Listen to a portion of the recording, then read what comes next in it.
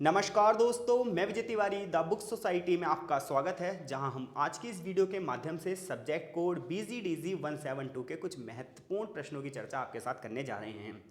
इससे पहले इन क्वेश्चनों को हम समझें, मैं आपको ये बता दूं कि इस सब्जेक्ट कोड के सभी चैप्टरों की वीडियो हमने अपने चैनल पर अपलोड कर रखी है। आप BGDG 172 की प्लेलिस्ट में जाकर एक एक चैप्टर को अच्छे से पढ़ सकते हैं। इसके अलावा आज हम इस सब्जेक्ट से रिलेटेड जो हैं वो 10 महत्वपूर्ण प्रश्नों पर चर्चा करेंगे और ये 10 के 10 क्वेश्चन मोस्ट रिपीटेड क्वेश्चन है, प्रीवियस ईयर बेस्ड क्वेश्चन है और आशा करते हैं कि इनमें से जरूर आधे से ज़्यादा जो क्वेश्चन है वो आपके पेपर में आएंगे। तो चलिए शुरू करते हैं हम आज की ये वीडियो और जो अपने पहले क्वेश्चन की ओर चलते हैं। पहला क्वेश्चन जो हमारा है वो ये है कि पुरुषत्व की परिभाषा दीजिए और पुरुषत्व के विविध स्वरूपों की चर्चा कीजिए। यानी कि पहले क्वेश्चन में हमसे दो चीज़ें पूछ रहा है। पहली चीज़ ये पूछ रहा है कि पुरुषत्व से हम क्या समझते हैं, पुरुषत्व से हम क्या समझते हैं, इसकी परिभाषा देनी है। दूसरी चीज हमसे पूछ रहा है कि भाई पुरुषत्व के विविध स्वरूपों की चर्चा कीजिए। तो ये हमारी बुक है BGDG 172 की, ये पूरी की पूरी जो बुक है ये जेंडर बेस्ड स्टडी है। इसमें हम जेंडर से आधारित चीज़ों का अध्ययन करेंगे कि पुरुष और स्त्री के आधार पर क्या क्या भेदभाव होते हैं, सोसाइटी में कौन सी प्रथाएं हैं जो स्त्री और पुरुषों को स्त्री पुरुष बनाती हैं। ये किताब हमें यह बताती है कि किस प्रकार से महिलाओं को दोयम दर्जे की स्थिति समाज में झेलनी पड़ती है और हम क्या कर सकते हैं जिससे पुरुष और स्त्री के बीच में समानता स्थापित हो सके। तो इस पूरी किताब को पढ़कर हमें यही सब पता चलेगा, जिसमें से पहला क्वेश्चन आज हम जो पढ़ रहे हैं पुरुषत्व का पढ़ रहे हैं कि पुरुषत्व से हम क्या समझते हैं और पुरुषत्व के विभिन्न रूप बताइए। तो देखो, जब आप पुरुषत्व शब्द की बात करोगे तो इस शब्द की उत्पत्ति लैटिन शब्दों मैस्कुलिनस और मैस्कुलस से हुई है। मैस्कुलिनस की बात करोगे तो इसका मतलब होता है पुरुष व्यक्ति और मैस्कुलस की बात करोगे तो इसका मतलब होता है पुरुष।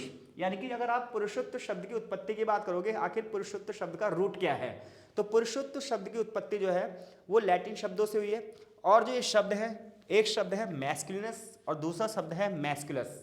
तो मैस्कुलिनस की बात करेंगे तो इसका मतलब होता है पुरुष व्यक्ति और मैस्कुलस का मतलब होता है पुरुष।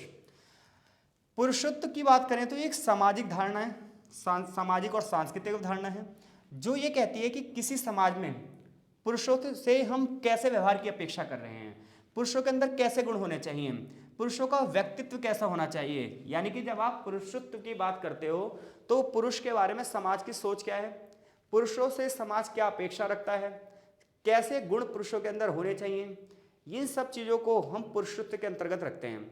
तो पुरुषत्व एक अवधारणा है, एक सामाजिक अवधारणा है, एक सांस्कृतिक अवधारणा है जिसमें पुरुषों से कुछ अपेक्षाएं रखी जाती हैं कि उनका व्यवहार कैसा होगा, उनके गुण कैसे होंगे, उनका व्यक्तित्व कैसा होगा।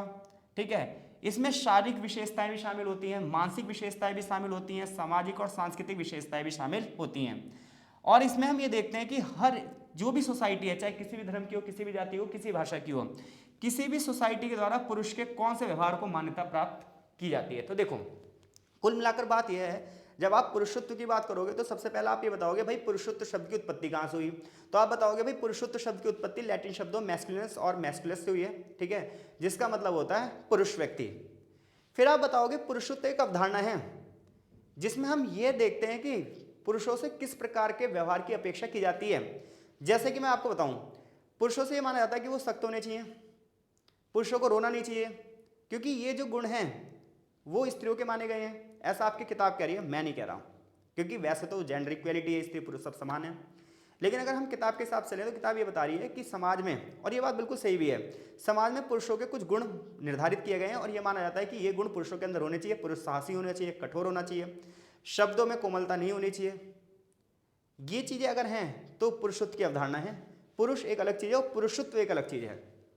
पुरुष शारीरिक रूप से और पुरुषत्व जो है वो व्यवहारिक रूप से है। तो हर एक सोसाइटी ने कुछ मानदंड बनाए रखे हैं कि हाँ भाई पुरुष को इन इन गुणों को पूरा करना ही पड़ेगा।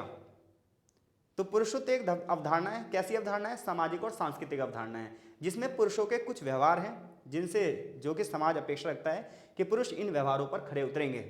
जिनमें से पुरुषों की जैसे वाणी कठोर होगी, पुरुष ताकतवर होंगे, पुरुष साहसी होंगे, पुरुष वीर होंगे, पुरुष बहादुर होंगे। ऐसे जो कुछ गुण हैं ये सोसाइटी अपेक्षा रखती है कि पुरुषों के अंदर ये गुण होंगे ही होंगे, और यही अवधारणा जो है वो पुरुषत्व की अवधारणा कहलाती है।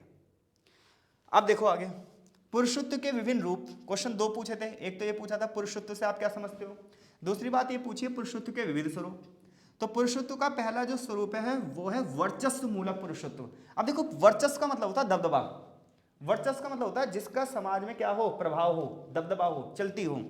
तो कुछ पुरुष ऐसे होते हैं जो अन्य पुरुषों पर तथा महिलाओं पर और अन्य जितने भी जेंडर हैं उन सब पर उनका दबदबा स्थापित होता है। इस प्रकार के जो पुरुष होते हैं वो वर्चस्व मूलक पुरुषत्व की श्रेणी में आते हैं। तो पुरुषत्व का वह रूप जो महिलाओं और पुरुषों पर वर्चस्व स्थापित करने की एक सफल रणनीति को अभिव्यक्त करता है। जैसा कि कार्नेल ने इसे पुरुषत्व के एक ऐसे सत्तावादी सांस्कृतिक रूप में संदर्भ किया है जो पुरुषों के प्रभुत्व और महिलाओं के संपूर्ण समर्पण की मांग करता है और महिलाओं की अधीनता की समर्थन करता है। यानी कि वर्चस्व मूलक पुरुषत्व का वह स्वरूप है जिसमें कोई पुरुष ना सिर्फ महिलाओं को अपने अधीन रखेगा बल्कि समाज के अन्य पुरुषों को भी अपने अधीन रखेगा। जो इस प्रकार के पुरुष होंगे वो वर्चस्व मूलक पुरुषत्व की श्रेणी में आते हैं, जो कि सोसाइटी में अन्य पुरुषों को भी अपने अधीन रख रहे हैं और महिलाओं को भी अपने अधीन रख रहे हैं। पुरुषत्व की यह अवधारणा जो है ये कहती है कि ऐसे पुरुषों के प्रति समाज का पूर्ण रूप से समर्पण होना चाहिए और महिलाओं का खास तौर पर ऐसे पुरुषों के प्रति समर्पण होना चाहिए। तो वर्चस्व मूलक पुरुषत्व की अवधारणा यह कहती है कि वे पुरुष जो समाज के अन्य पुरुषों को अपने अधीन रख रहे हैं और महिलाओं को तो अधीन रख ही रहे हैं, ये सब वर्चस्व मूलक पुरुषत्व की श्रेणी में आते हैं। और वर्चस्व का मतलब होता है दबदबा। ठीक है भाई, यह स्वरूप परंपरागत समाज में रहा। यह स्वरूप ये कहता है कि पुरुष ताकतवर होते हैं, साहसी होते हैं, आत्मनिर्भर होते हैं और परिवार के रक्षक होते हैं, इसीलिए अन्य लोगों को इनके अधीन रहना चाहिए। ऐसे पुरुषों से कठोरता, अनुशासन और भावनाओं को नियंत्रित करने की अपेक्षा रखी जाती है। तो वर्चस्व मूलक पुरुषत्व का मतलब समझ गए होंगे आप। अब हम बात करते हैं अधीनस्थ पुरुषत्व। अधीनस्थ पुरुषत्व की श्रेणी में वो आते हैं जो अन्य पुरुषों के अधीन रहते हैं। उदाहरण के लिए समलैंगिक पुरुषों की बात करें तो समलैंगिक पुरुषों को समाज उस नजरिए से नहीं देखता है जो सम्मान उन्हें मिलना चाहिए।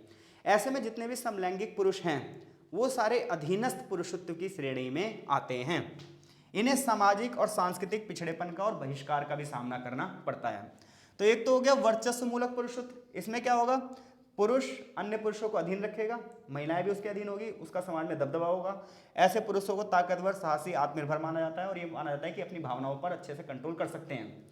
अब अधीनस्थ पुरुषत्व में वो पुरुष आते हैं जो अन्य पुरुषों के अधीन होते हैं, खासतौर पर इसमें समलैंगिक पुरुष आते हैं जिन्हें सामाजिक और सांस्कृतिक बहिष्कार का सामना भी करना पड़ता है। अब एक होते हैं विषाक्त पुरुष। तो विषाक्त पुरुषत्व ये निगेटिव स्वरूप है। इसमें यह माना जाता है कि ये पुरुष बहुत ज्यादा आक्रामक होते हैं, भावनात्मक रूप से कठोर होते हैं और दूसरों पे अपना दबदबा जताना चाहते हैं। ठीक है, इसमें पुरुषत्व पर अधिक शक्ति और मर्दानगी साबित करने का दबाव होता है जो पुरुषों के लिए नुकसानदायक होता है और ऐसे में कई बार पुरुषों में अपराधीकरण की भावना आ जाती है, अपराधी भाव आ जाता है और समाज में क्राइम को बढ़ावा मिलता है। तो अगर आप बात करोगे विषाक्त पुरुष की तो ये ध्यान रखना पुरुषत्व का नकारात्मक रूप है। इसमें पुरुष के ऊपर दबाव है कि वो समाज में अपने आप को क्या करे, प्रूफ करे और ऐसे में कई बार क्या होता है, समाज में अपराधीकरण बढ़ जाता है, क्राइम बढ़ जाता है। क्लियर है? आगे देखो। अब एक है वो तो नकारात्मक स्वरूप था, एक सकारात्मक स्वरूप है।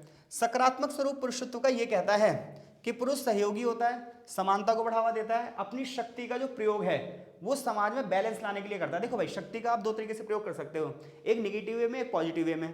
पॉजिटिव वे में यह है कि आपके पास ताकत है, आप दूसरों को बचाने के लिए काम कर रहे हो, दूसरों की मदद कर रहे हो। निगेटिव ये है कि आप दूसरों को अपने अधीन रख रहे हो, दूसरों को सता रहे हो। तो जो पॉजिटिव स्वरूप है वो ये क्या कह रहा है, ये स्वरूप कह रहा है कि पुरुष सकारात्मक होगा, सहयोगी होगा, समानता का पक्षधर होगा। पुरुष अपनी ताकत का प्रयोग समाज के कल्याण के लिए करेगा, दूसरों की मदद के लिए करेगा।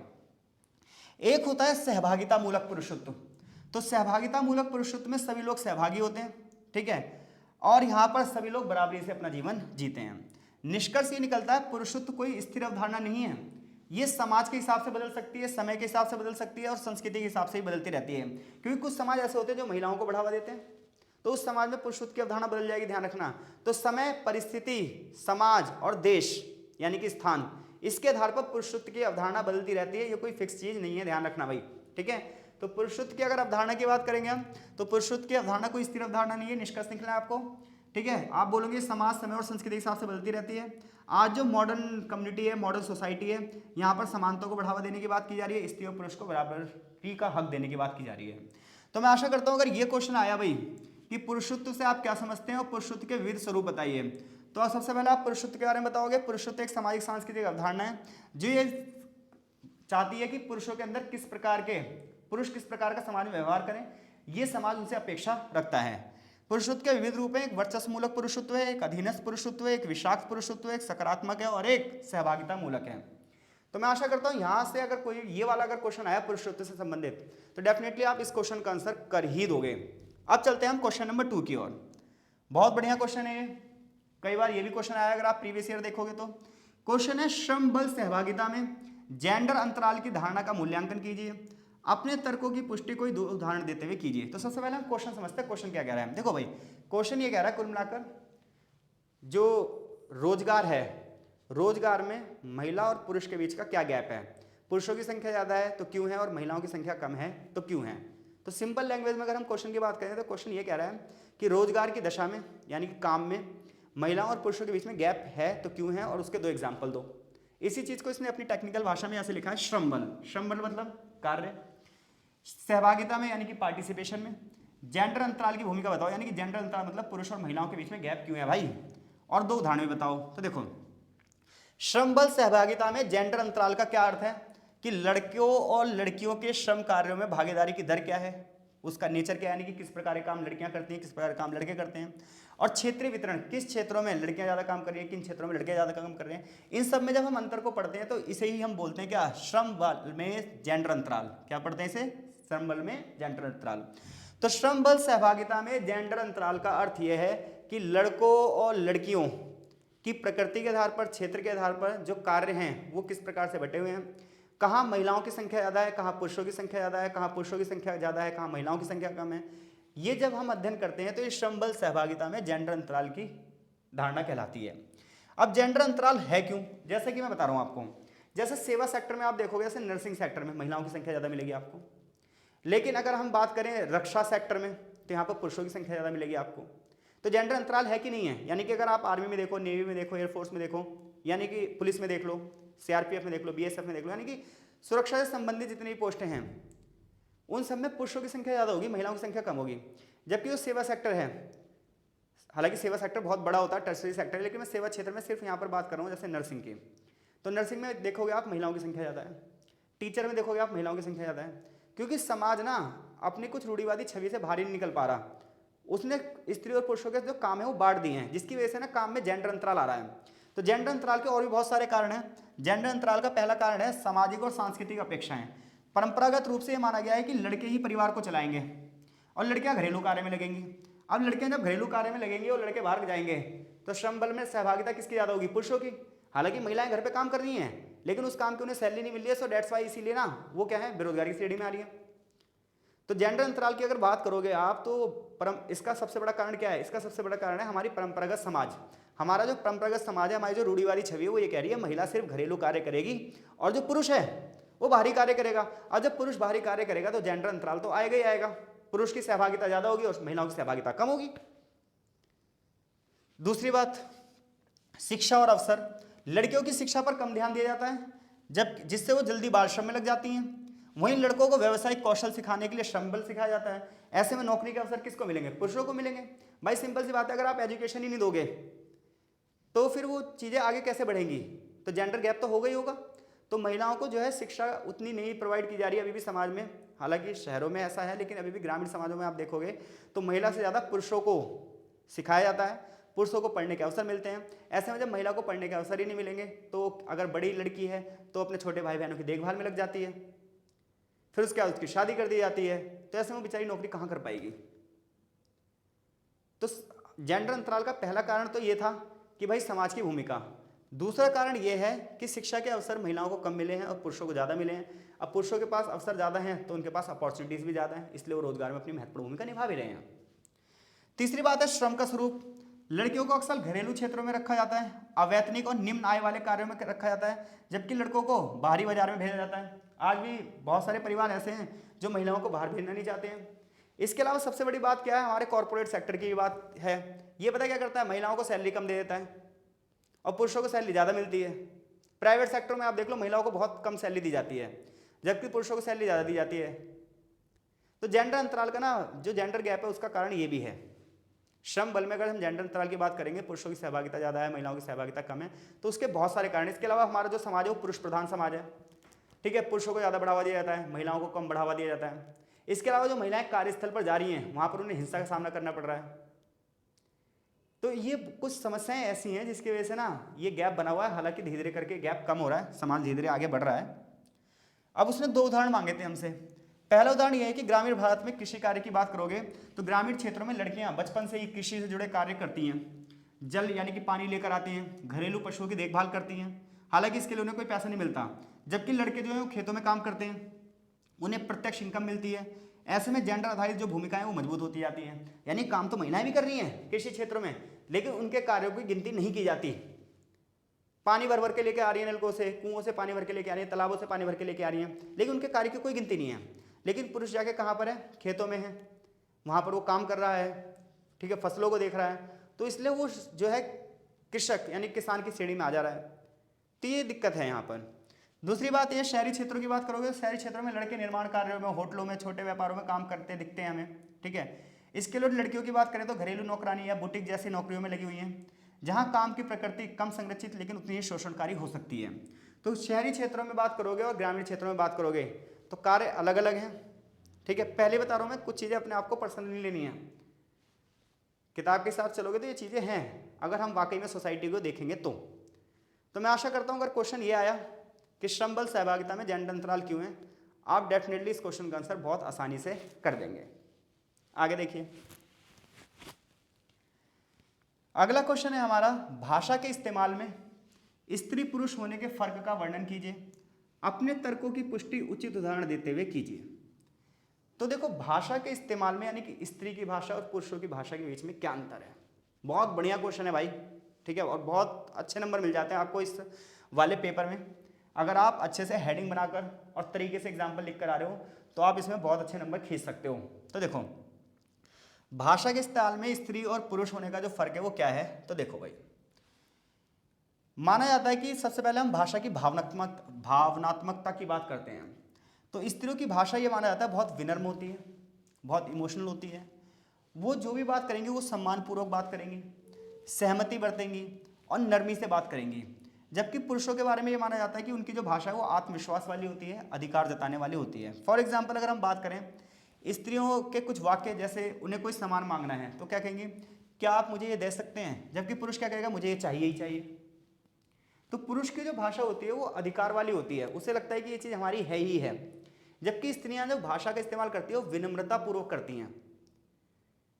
स्त्रियां जो भाषा का प्रयोग करती हैं वो शालीनता से करती हैं, जबकि पुरुष जो भाषा का प्रयोग करते हैं वो आक्रामकता के साथ करते हैं। क्वेश्चन हमसे यही पूछ रहा है वो कि भाई स्त्री भाषा के इस्तेमाल में स्त्री पुरुष होने का फर्क बताइए। तो भाषा के इस्तेमाल में स्त्री पुरुष होने का जो फर्क है, पहला है भावनात्मकता के आधार पर, जिसमें हम ये आशा करते हैं जो महिलाएं हैं वो विनम्र होंगी, सहयोगी होंगी, शालीनता से बात करेंगी। जो पुरुष होंगे वो आक्रामक होंगे, अधिकार जताने वाली भाषा का प्रयोग करेंगे। शब्दावली की बात करते हैं, स्त्रियां ज्यादा विस्तृत और सौंदर्यपरक शब्दावली का प्रयोग करती हैं, जबकि पुरुष जो है वो शॉर्टकट संक्षिप्त शब्दों का प्रयोग करते हैं। जैसे अगर स्त्री को ये कहना हो कोई ड्रेस के लिए, ये ड्रेस बहुत खूबसूरत है, इसका रंग बहुत अच्छा है, इसके डिजाइन बहुत अच्छे हैं, लड़का क्या बोलेगा, हाँ ठीक है भाई ले ले। तो लड़की और लड़कों की भाषा में ये अंतर भी होता है शब्दावली का। लड़कियां जो होती हैं वो विस्तृत शब्दावली का प्रयोग करती हैं, जबकि लड़के जो हैं वो संक्षिप्त शब्दावली का प्रयोग करते हैं। संवाद की बात करें तो महिलाएं जो संवाद करती हैं वो सहानुभूति बनाने के लिए करती हैं, जबकि पुरुष जो बात कर रहा है वो सिर्फ इंफॉर्मेशन के लिए बात कर रहा है। जैसे कोई मान लो परेशान है तो लड़की उससे कैसे बात करेगी, क्या हुआ, तुम परेशान लग रहे हो, क्या मैं कुछ मदद कर सकती हूँ। जबकि पुरुष क्या कहेंगे, परेशान है, चल बता क्या हुआ। तो पुरुषों की जो भाषा है ना वो क्या होगी, इंफॉर्मेटिव होगी, जबकि महिलाओं की जो भाषा है वो सहानुभूति वाली होगी। अब अभिव्यक्ति की बात करते हैं, विचारों को प्रकट कैसे करते हैं।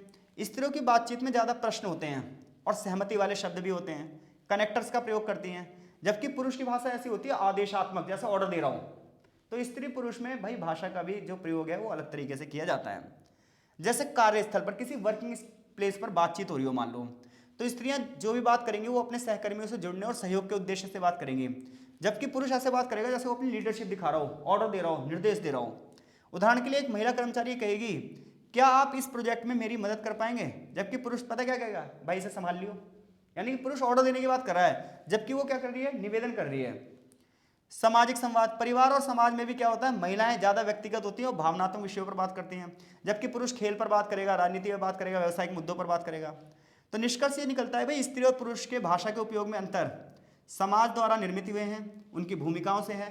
महिलाओं को बचपन से ही सिखाया जाता है कि वो शालीनता से बात करें, विनम्रता से बात करें, अच्छे शब्दों का प्रयोग करें, जबकि जो है पुरुष पर कोई अंकुश नहीं होता, इसलिए पुरुष की जो भाषा है वो एक अलग दिशा में चली जाती है और स्त्रियों की जो भाषा वो एक अलग दिशा में चली जाती है। तो मैं आशा करता हूँ अगर ये क्वेश्चन भी आपका आया तो आप डेफिनेटली इस क्वेश्चन का आंसर भी कर देंगे। जो हमारा अगला क्वेश्चन है वो क्वेश्चन ये है कि यौन उत्पीड़न से क्या अभिप्राय है, इसकी चर्चा केस अध्ययनों के साथ कीजिए। मोस्ट इंपोर्टेंट क्वेश्चन है, मोस्ट रिपीटेड क्वेश्चनों में से एक क्वेश्चन है ये, और इस बार भी इस क्वेश्चन के आने की संभावना बहुत ज्यादा है। क्वेश्चन ये है कि यौन उत्पीड़न, जिसे इंग्लिश में सेक्सुअल हरासमेंट कहते हैं, तो सेक्सुअल हरासमेंट से आप क्या समझते हैं, यौन उत्पीड़न से आप क्या समझते हैं, और इसकी केस स्टडी बतानी है आपको। तो देखो भाई, यौन उत्पीड़न का मतलब यह है कि किसी एक व्यक्ति द्वारा दूसरे व्यक्ति को अश्लील इशारे किए जाएं, अश्लील हरकतें की जाएं, उसे बैड टच यानी कि उसकी सहमति के बिना उसे छुआ जाए, ठीक है, प्रमोशन वगैरह का लालच देकर उसे शारीरिक संबंध बनाने के लिए मजबूर किया जाए, ये सब यौन उत्पीड़न के केस में आते हैं। वर्किंग प्लेस पे बहुत यौन उत्पीड़न होता है, बहुत सारे केस में मामला दब जाता है क्योंकि सामने वाले को अपने अधिकार ही नहीं पता होते या कोई मजबूरी होती है, बट कई बार कुछ केस सामने आ जाते हैं जिससे पूरा सिस्टम हिल जाता है। तो यौन उत्पीड़न की बात करें तो यौन उत्पीड़न में ध्यान रखना, कई बार एक गलतफहमी रहती है यौन उत्पीड़न में कि सिर्फ महिलाओं का ही यौन उत्पीड़न होता होगा, ऐसा नहीं है। यौन उत्पीड़न जो है वो पुरुषों का भी होता है, बस बात ये आती है कि केस किसके ज़्यादा आगे बढ़ रहे हैं, ठीक है, पुरुषों की तुलना में महिलाओं के जो केस है वो ज़्यादा हैं। सो डेट्स वाई आम आदमी ये मान के चलता है कि सेक्सुअल हरासमेंट सिर्फ स्त्रियों का होता होगा, ऐसा नहीं है, स्त्रियों का भी सेक्सुअल हरासमेंट होता है, पुरुषों का भी होता है। ऐसे में बात यह है कि इसे रोका कैसे जाए। तो सेक्सुअल हरासमेंट का मतलब यह है कि एक व्यक्ति के द्वारा दूसरे व्यक्ति को कोई अश्लील इशारे किए जा रहे हैं, अश्लील हरकतें की जा रही हैं, उसकी सहमति के बिना उसे छुआ जा रहा है या शारीरिक संबंध बनाने का उस पर दबाव बनाया जा रहा है, ये सब केस जो है, ये सब मामले यौन उत्पीड़न के दायरे में आते हैं। अब हम बात करें इससे रिलेटेड जो है, लिखना कैसे, देखो पहले तो ये लिखना ऐसे है कि यौन उत्पीड़न का अर्थ ऐसा कोई भी अवांछित यौन प्रकृति का आचरण है जो व्यक्ति के सम्मान को ठेस पहुंचाता हो, जो व्यक्ति को असुरक्षित महसूस करवाता हो, जो व्यक्ति को अपमानजनक महसूस करवाता हो। ये शारीरिक रूप से भी हो सकता है, मौखिक रूप से भी हो सकता है और गैर मौखिक रूप से भी हो सकता है। इसमें किसी की सहमति के बिना हम उसे यौन संकेत दे रहे हैं, अश्लील टिप्पणियां कर रहे हैं, जबरदस्ती छू रहे हैं, यौन संबंध बनाने के लिए दबाव बना रहे हैं, ये सब यौन उत्पीड़न के केस में आएगा। कानूनी परिप्रेक्ष्य की बात की जाए तो 2013 में एक अधिनियम बना था, यौन उत्पीड़न महिलाओं का कार्यस्थल पर रोकथाम, निषेध और निवारण, जिसे पोश एक्ट के नाम से भी जाना जाता है। इस कानून को इसलिए बनाया गया ताकि वर्किंग प्लेस पर या किसी पब्लिक प्लेस पर महिलाओं की सुरक्षा को सुनिश्चित किया जा सके। केस स्टडी बताते हैं कि अधिनियम क्यों बना। तो देखो भाई, राजस्थान में एक महिला थी, सोशल वर्कर भी थी, जिनका नाम था भवरी देवी। भवरी देवी ने क्या करा, एक बाल विवाह हो रहा था, उस बाल विवाह को रोकने का प्रयास किया। लेकिन जो ये बाल विवाह हो रहा था ये एक बहुत बड़ी फैमिली का था, उस फैमिली की चलती थी समाज में, या मैं कहूँ वो परिवार एक बाहुबली टाइप का परिवार था। इस परिवार को ऐसा लगा कि भवरी देवी उसके मामले में अड़ंगे डाल रही हैं। ऐसे में उन्होंने भवरी देवी को सबक सिखाने की सोची। भवरी देवी ने इनके घर के बाल विवाह को रोकने के लिए जो भी कार्य किए, उसके खिलाफ जाते हुए इन लोगों ने क्या करा, उनका सामूहिक दुष्कर्म कर दिया। भवरी देवी मानसिक शारीरिक रूप से टूट गई, लेकिन फिर भी उन्होंने सोचा कि इस अत्याचार के खिलाफ हमें आवाज़ उठानी चाहिए।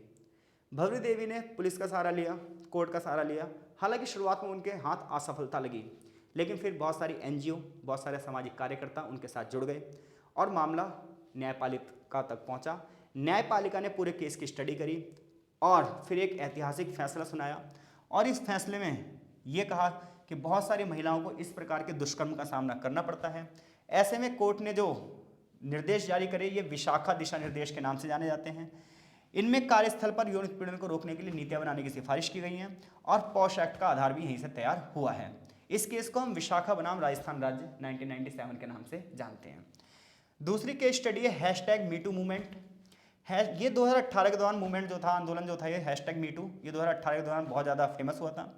इसमें बहुत सारी महिलाओं ने ये बताया कि पास्ट में उनके साथ यौन उत्पीड़न की घटनाएं हुई हैं, और इसमें जो सबसे फेमस केस था वो था बॉलीवुड अभिनेत्री तनुश्री दत्ता और नाना पाटेकर का जो मामला था। इससे ये पता चला कि फिल्म इंडस्ट्री में किस प्रकार से अभिनेत्रियों के साथ यौन दुर्व्यवहार किया जाता है। इस आंदोलन ने कॉरपोरेट सेक्टर और सरकार को यौन उत्पीड़न से संबंधित नीतियों को मजबूत बनाने और महिलाओं के लिए सुरक्षित कार्य वातावरण सुनिश्चित करने के लिए कदम उठाने पर मजबूर किया था। तो हैशटैग मीटू मूवमेंट जो है, विशाखा बनाम राजस्थान जो राज्य केस है, ये दो ऐसी केस स्टडी हैं जो मील का पत्थर साबित हुई हैं ताकि कार्यस्थल पर यौन हिंसा ना हो। निष्कर्ष ये निकलता है कि यौन उत्पीड़न न केवल व्यक्तिगत स्वाभिमान यानी कि व्यक्ति के सम्मान को खत्म करता है, बल्कि समाज में असमानता को भी बढ़ावा देता है। ऐसे में जरूरी यह है कि समाज, परिवार और कार्यस्थल हर जगह पर जागरूकता हो, अवेयरनेस हो और सुरक्षा का माहौल बनाया जाए, कानूनों को सख्ती से लागू करवाया जाए और समाज की सोच में बदलाव लाया जाए। तभी हम इस अभिशाप से मुक्ति पा सकते हैं। आशा करता हूं इन चारों क्वेश्चनों में से कोई भी क्वेश्चन आपके पेपर में आया तो आप डेफिनेटली इन सभी क्वेश्चनों के आंसर कर दोगे। अगर वीडियो आपको समझ में आई हो तो कमेंट बॉक्स में अपनी प्रतिक्रिया जरूर देना, ताकि जल्द से जल्द हम इस वीडियो का पार्ट 2 भी अपलोड कर सकें। अगर आपको पीडीएफ चाहिए तो आप नीचे दिए गए टेलीग्राम लिंक में ज्वाइन हो सकते हो और वहाँ पर आपको पीडीएफ प्रोवाइड कर दी जाएगी। डिस्क्रिप्शन बॉक्स में टेलीग्राम ग्रुप का लिंक दिया गया है। तो बहुत बहुत धन्यवाद, मिलते हैं आपसे नेक्स्ट पार्ट में।